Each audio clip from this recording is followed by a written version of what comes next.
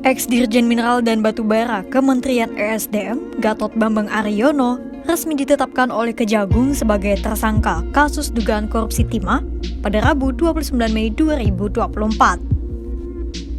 Ditetapkannya Gatot semakin memperpanjang daftar tersangka kasus dugaan korupsi tata niaga komoditas timah di wilayah Izin Usaha Pertambangan atau IUP PT Timah Tbk tahun 2015 sampai 2022.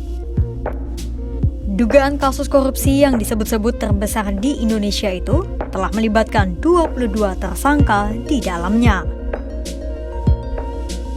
Adapun Gatot diduga ikut terlibat dalam dugaan kasus korupsi itu saat dirinya masih menjabat sebagai Dirjen Minerba Kementerian ESDM tahun 2015 hingga 2020. Hal itu disampaikan oleh Direktur Penyidikan Jaksa Agung Muda Bidang Tindak Pidana Khusus Kejagung, Kuntadi, pada Rabu 29 Mei 2024 di Jakarta.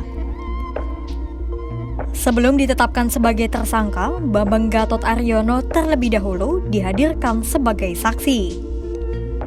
Namun, melalui berbagai temuan alat bukti yang cukup, Kejagung pun meningkatkan status Bambang menjadi tersangka.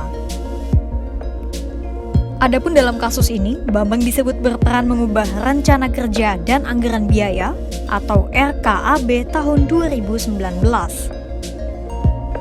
Mulanya, luasan lahan tambang ditetapkan 30.217 metrik ton. Namun, Bambang meningkatkan sebesar 100% menjadi 68.300 metrik ton. Bahkan, perubahan itu dilakukan tanpa melalui kajian apapun demi memfasilitasi aktivitas transaksi timah yang diproduksi secara ilegal.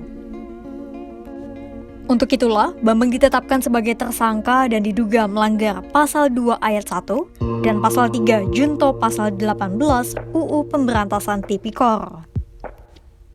Meski demikian, Kejagung masih belum bisa memastikan soal status penahanan terhadap Bambang, karena sampai saat ini Bambang masih menjalani pemeriksaan.